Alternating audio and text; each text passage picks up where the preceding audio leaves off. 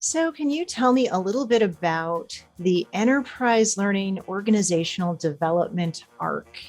How has that journey unfolded, and what was the Yeah. vision for it? So I've had the pleasure in about 5 organizations now, helping folks to one, understand what it is that they're really trying to solve. Not any secret to any of us in this field, right? We ask that question all the time.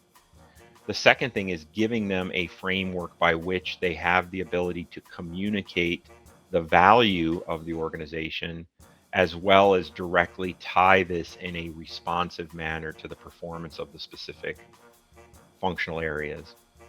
The other thing is then once they get the framework in place and they can consistently communicate its value, it's the ability to drive that continuous improvement.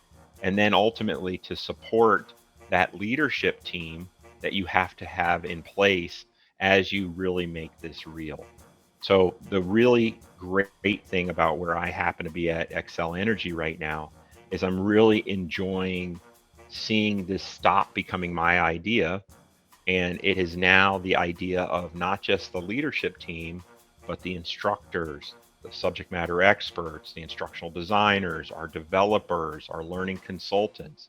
And that's really neat. It's almost like when you were to watch a child kind of ride off on the two-wheeler after you pull the training wheels off. And the outcome may be completely different than I envisioned it when I first got to one of those 5 organizations, but that feeling at the end is pretty consistent. And I think that's also in line with kind of our topic today around leadership. And leadership, again, comes in many, many different ways. And a lot of that is that humility, that willingness to understand what folks need and what organizations need to be successful and to adapt selflessly to support and deliver.